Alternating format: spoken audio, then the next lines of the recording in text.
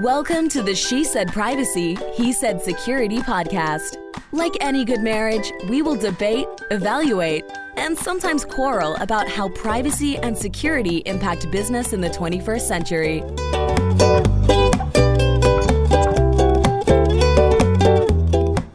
Hi, Jody Daniels here. I'm the founder and CEO of Red Clover Advisors, a certified women's privacy consultancy. I'm a privacy consultant and certified informational privacy professional and provide practical privacy advice to overwhelmed companies.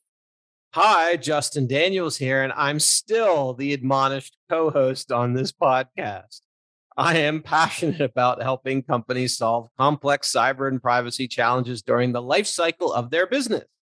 I am the cyber quarterback helping clients design and implement cyber plans, as well as help them manage and recover from data breaches. And this episode is brought to you by Red Clover Advisors. We help companies comply with data privacy laws and establish customer trust so that they can grow and nurture integrity. We work with companies in a variety of fields, including technology, SaaS, e-commerce, media, and professional and financial services.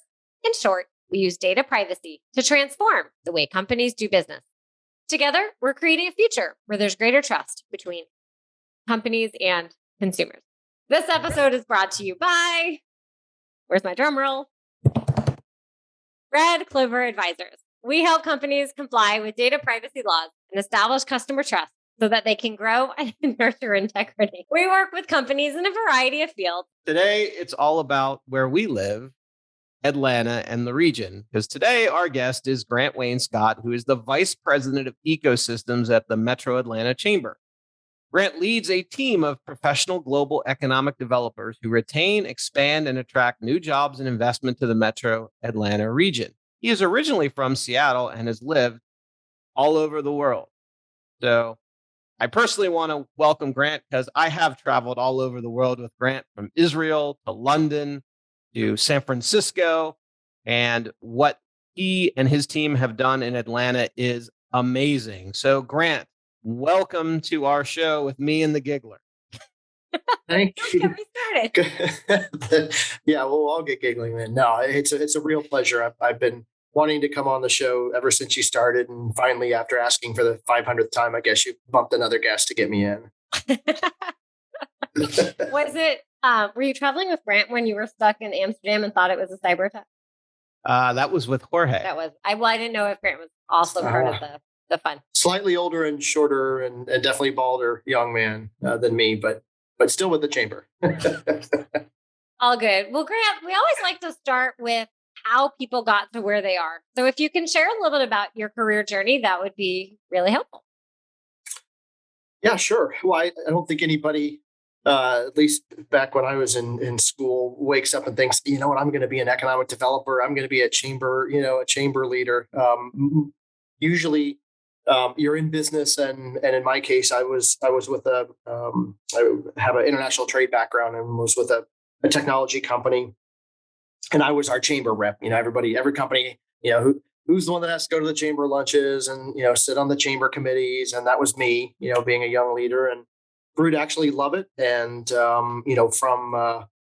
from being involved with the chamber for almost a decade, ended up really falling in love with economic development. And after having had a couple of my own very small tech companies, I guess if I was all that good at being an entrepreneur, I'd still be doing it. But really enjoyed the journey, but didn't realize just how much help was out there until I started to get into the chamber world. And so kind of transitioned into doing international economic development. To help companies and communities, connect and grow markets, around the world. So, college was a international trade major, speak a few languages, and spent a lot of time living and working around the world. And now Atlanta's home, and we're never leaving. We absolutely love it. We've been in Atlanta a long time, but according to Atlantans, we would be native. We're not like officially native, but we've been here a long time. Well, I think you should start up with the first question, since it relates to a company with which you are very familiar. It is true. So Atlanta-based OneTrust that we literally drive by every single day. And I use every single day. for a variety of clients, is one of our Atlanta local unicorns. So, what do you think has transpired to really allow Atlanta to be such a premier place for technology companies, and especially in the privacy space? I mean, that's a huge question. There, this is one of those kind of 30-year overnight success stories. We've been a tech, center for a long time. I think we've been most known, of course, as being kind of a corporate headquarter, town, region. Third largest concentration of Fortune 500s and world's busiest airport. All the things that you need really for a global market. But I think we've had some really fascinating tech successes over the years. So much of that funding, though, came from outside the region, and so we started to see a really significant shift, probably a decade or so ago, when more funds were looking to park money in the region, and once you can get enough investment, through a particular fund to justify having a partner, an LP, or some kind of an office here, it starts to really change the dynamic. It's not, it's like the film industry. It's great if a movie comes into town and shoots and then goes away and does all the post and everything else back somewhere else. But when you can start to finally get that industry setting up shop here and doing the the scoring and the post production and investment and writers' rooms. Well, that's the same thing really with the technology industry for us. We now have so much of that ecosystem. There are so many, accelerator and incubator programs. There's local funds, family offices and PE, are finally, really paying attention to things other than the commercial real estate industry and all the kind of, the investments that were safe over the year, building shopping centers and retirement homes. And that was awesome. But this is a massive global city, almost 7 million people in the MSA, and so that really tends to require a shift to kind of 2.0. What is it that how are we going to start to really look at growth? So if you grow all of this talent, and that's a big thing for us, right? 65 colleges and universities with almost 300,000 students. You get this talent pipeline that then allows a company like OneTrust to be able to hire locally, scale rapidly, finding the right investment to help you take those next steps. But you've got to be in a market where, you have access to customers, right? You can get all the money you want in the Valley or in New York or Boston. You're going to blow through it 3 times faster than you are here, but you still have to have a customer, right? You can't just survive on capital influx your entire time. You've got to have revenue. Revenue means customers. And when you're in a market like Atlanta, you've got customers. So, I think there's lots of things that went to OneTrust success, but, the more unicorns we're seeing, the more attention that drives. And then of course, when there is a capital event, M&A activity or a sale, a lot of that money then goes back into the community. Those early, the early team, that's being able to cash out at that point, they're starting their own companies, kind of like, the PayPal mafia, some of the other, stories when you have a big liquidity event and all of those founders and co-founders and, VPs, they create their own companies. So that spillover effect has really helped us grow, I think, a lot of the available, kind of entrepreneurial minds. So Grant, where I want to drill into a little bit with you today is you and I have been all over the world to talk about cybersecurity, from San Francisco to London, Tel Aviv, and a lot of the origins of the industry in our town trace its way back to internet security systems. And just love to get your perspective on some of the efforts that we've been doing over the last several years in cybersecurity and how that has been evolving from your perspective. Oh, great question, Justin. Well, we're certainly not the only city in the world, or state in the world that has an advanced economic development engine. I'd like to think we're the best, of course. I'm biased, but you first of all, you can't sell a region and you can't grow a region without amazing partners, like you all. It's really important for us to be able to have, the legal and accounting and consulting thought leadership behind you. It's not just the brands, but it's the market makers and the market movers and the people that can help tell that story. We're the the chambers and the economic development people were we can be seen as the happy, smiley, every day's 72 and sunny, sales force. But they really, in order to grow a region, a company wants to hear from people like you, right? They want to hear from the experts. They want to hear, the good, the bad, and the ugly. And you've got to be honest and transparent. And so, I think one of the unique things, especially Justin, that you and I have been working on for so long is how do you take that authentic story on the road to markets that really mirror what we see, us being. So if we're going to be, in Manchester, right, at that point, Atlanta is to New York as Manchester is to London, right? We can relate to Manchester, UK, because they're working, to create their own entity and their own brand and being this amazing standalone region. We've taken those markets around the world and found where we have commonalities, where there's trade, where there's cultural understanding, where there's things that we have in common. Our ports are working together, our airports are working together, our cybersecurity communities are working together, and our national governments are working together.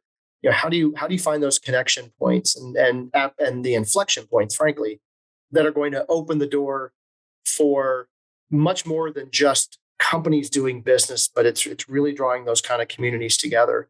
And that's been a unique approach. I've worked in a lot of and represented a lot of regions around the country. That's something unique that I've only really found in Atlanta. And, some people will say it's Southern hospitality. I don't look at Atlanta as the South. I look at Atlanta as being this huge global city that just happens to be in the Southeast US, but we could exist anywhere with the infrastructure that we have, but we are most successful because we are in the Southeast US. And, and Justin, you know this as well as anybody. When you hit the road, it's one thing to go to San Francisco or Boston. People know Atlanta, but when you are in Tel Aviv or when you're in Singapore, when you're in, London, Atlanta isn't always, and Georgia may not always be the first thing people think of or a company thinks of.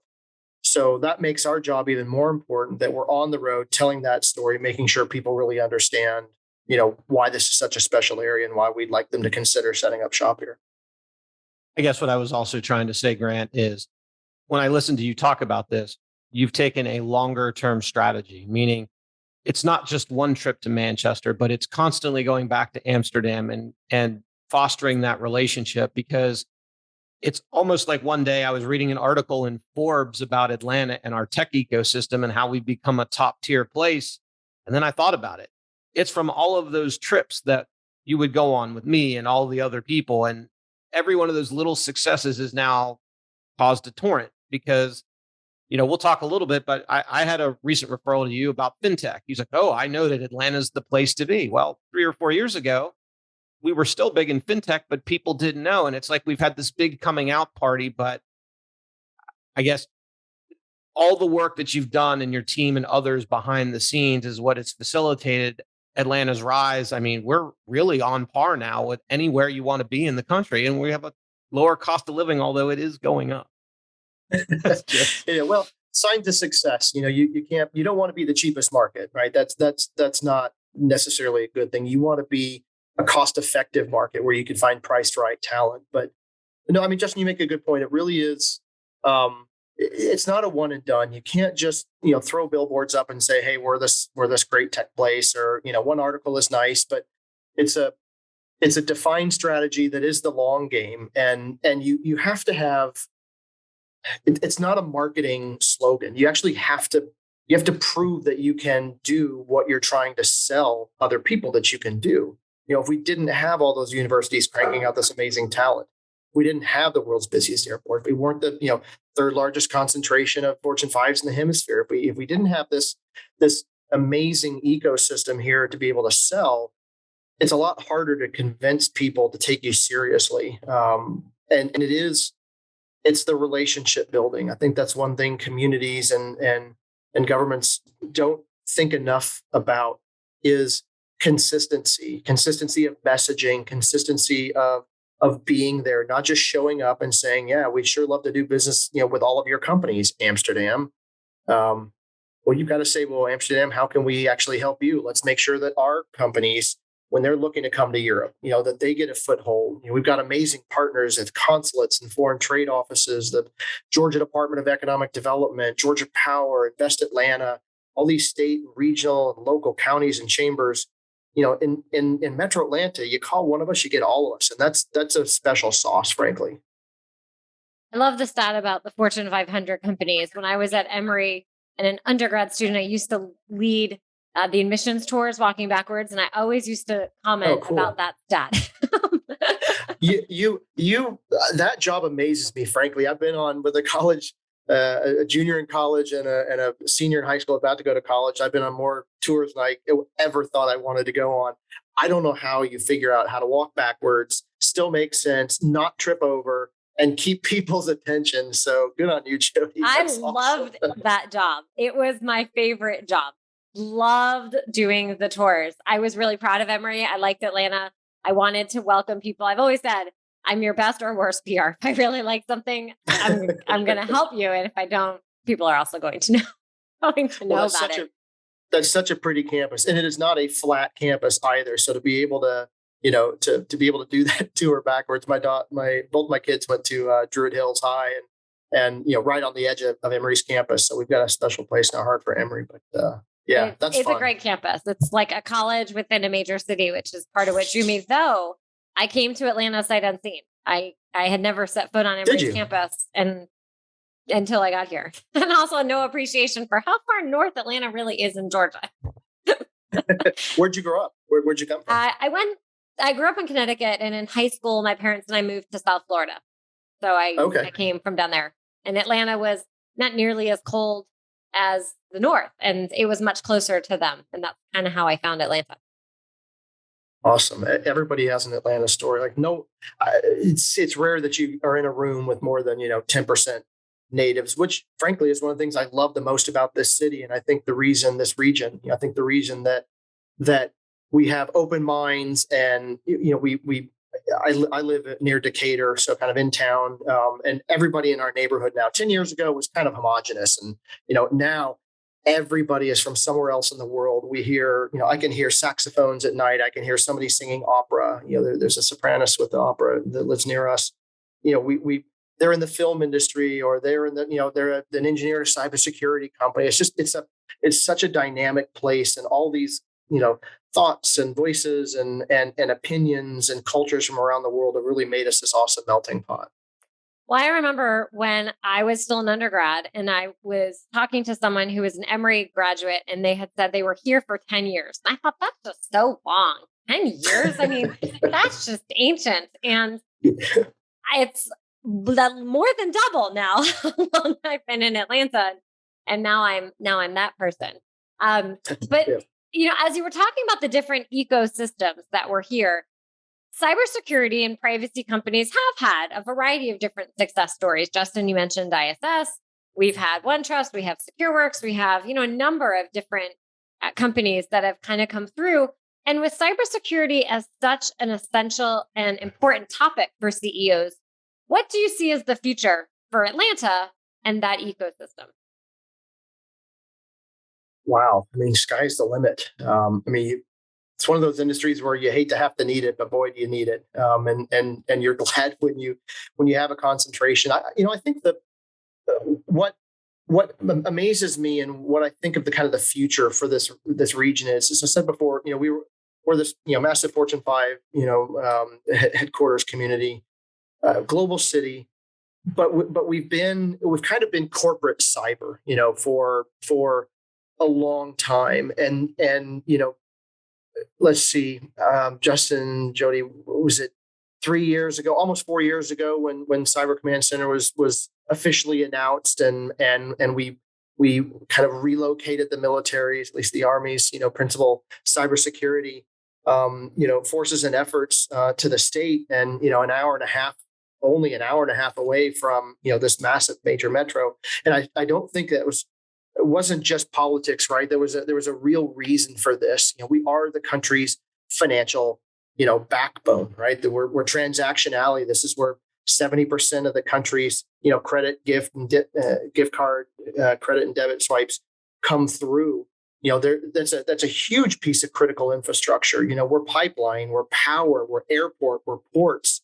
So to be part of the country's critical infrastructure as big as Georgia is, we needed that military cyber mindset, and so to have that kind of cyber highway between the military cyber and this corporate cyber that we've seen in Atlanta, I think brings a whole new realm of possibilities for our cyber companies as they grow.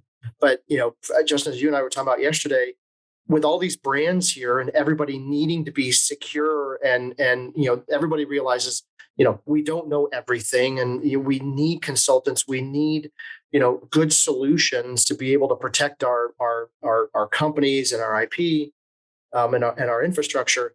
The more companies that we have, like those that you mentioned, Jody, that are growing here, it's one thing to buy a software suite from a company that's somewhere in the world. It's something else as a CEO when the CEO of the company that you are, that your CISO or CIO is intimately engaged with, and it's more like a partnership, not just a vendor relationship. That's when you start to change a community's resiliency, I think. So, Grant, kind of building on that idea, I guess one of the things I wanted to ask is, in our region, with all the different industries we have, and that cyber and privacy overlay all of that, what do you think our region can do to build better proactive collaboration in the cyber and privacy space? Because as a country, we are really starting to grapple with that, particularly in light of ransomware, to which our region is certainly no stranger. I think every region around the world is struggling with that same question. And if they aren't now, they will be in 6 or 12 months. I think some of the secret sauce here that we continue to leverage and will need to even rely more on is the fact that it's a really big small city or a small megatropolis, depending on how you look at it. This is still a community as big and global as we are, where people will pick up the phone and pick up the phone, right, for your call or your email or your text. CEOs are working more closely together than they ever have, and learning from the challenges that brands have gone through as they've had ransomware attacks or had other security issues. Being able to not just share learning, but really have that support network. And Justin, when we were the early days of the efforts with Jorge and with your firm, to really bring cyber experts into the community to share military, corporate, civilian cyber, to be able to share and learn and bring in the FBI and bring in Homeland Security and all these experts that are there for when the worst happens, right? And having that network, that speed dial list that you were able to help bring our community, I think is critical. So, the work from the Chamber's perspective, the work that we're trying to do is making sure that more of those connections are made, that more companies not only understand, what software is there, what solutions are there. And you do that by bringing some of the biggest conferences in the world here, if you can. Or if we go on the road somewhere, we're bringing our corporate community with us to make sure they're staying abreast of what the latest offerings are. But it's also making sure they have those one-on-one relationships, and that the government feels like they have a support network in the corporate community. It can't always be about just trying to get a government contract to provide a cyber security for whatever government. It has to be, and this is what I love about Metro Atlanta. It's our company stepping up to protect ourselves, right? City of Atlanta is us, whether you live in any part of the state or not, right? This is the capital city. So what's good for Atlanta is good for all of us. What's good for, Macon and Columbus is good for all of us. So I love seeing that cooperation. There's a lot more that we can be doing, though, of course. So our work is clear cut, and that's building bridges and making sure that that it's taken seriously at all levels, frankly. Well, Grant, thank you so much for sharing all of your insights in helping us understand kind of how Atlanta grew from where we were and what we're positioned to be able to do. I liked your comment before about how the sky's the limit. We believe that here. It seems like all of these little pieces across the city are all adding up to be what will be a catalyst for just the next decade plus to come. We certainly hope so. Well, we have challenges like any region does, but if there's any region that can step up and address them and be honest and open about it, and we've seen that with our national dialogue on race and equity and inclusion, and on so many other fronts. If anybody's going to solve the problem and address it and get everybody at the table, it's Atlanta. Right? I mean, that's what we were built on and what we're known for, and what's going to be important that we continue to all be around the same table. So after spending so much time with Justin and all of these cybersecurity trips, what have you learned? What is your best cyber tip that you can offer our audience? Oh, I thought you were going to say, what have you learned about Justin that we should... That's the cocktail conversation. That's the cocktail conversation. Oh, gosh, that's a great question. I would say knowledge is king. Well, there's two things. Knowledge is king. Understanding that you are vulnerable, period. No matter how safe you think you are, that you are vulnerable, and be willing to admit that, maybe without a bunch of lawyers in the room, but being able to admit that. But then also having people on your side who can solve that problem, right? And the time to address it is not when a breach has happened. The time to address it is now, before the breach happens, and making sure, you've got partners like you all, already established, that you understand the business. And so if and when something does happen, that there's a plan, right? And that you can address it quickly and responsibly, and not be caught off guard. And there's too much help. There's too many smart people. There's too many solutions for a company to step back and say, I just wasn't aware. I didn't know, and if you don't know, you need to find somebody else, to be heading up that effort. I love how you phrase that. It's really great advice. So, Grant, when you're not out there beating the economic drum for all of us in the region, what do you like to do for fun besides saute lobsters and they get over the fence and somehow I get blamed for having done that? Oh man, well, just I love to cook. I'm by no means a chef, but I just adore cooking. We do it as part of our kind of signature sauce when we entertain around the world, as opposed to taking down a big restaurant or conference center. We'd much rather get an Airbnb warehouse, or we've entertained in, oh my gosh, windmills and lighthouses and yachts and you name it, fields. And we like to be authentic. I love cooking.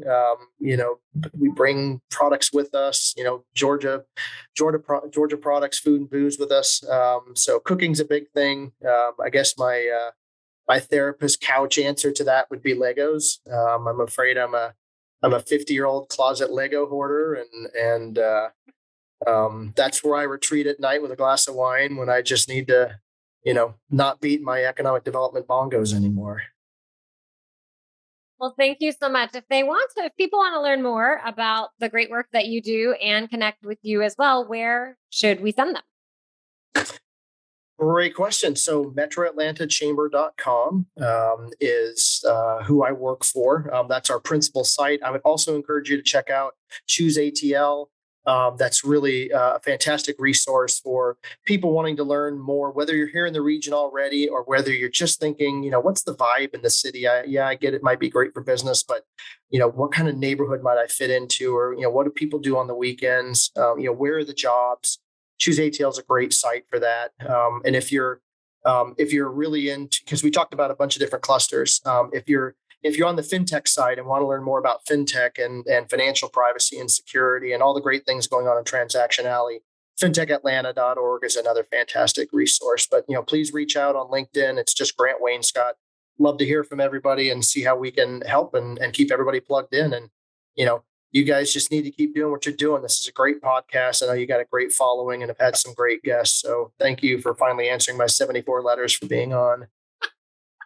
We are delighted. I'll blame that it took 74 on this guy over here. So, well, my pleasure. Thanks for listening to the She Said Privacy, He Said Security podcast. If you haven't already, be sure to click subscribe to get future episodes and check us out on LinkedIn. See you next time.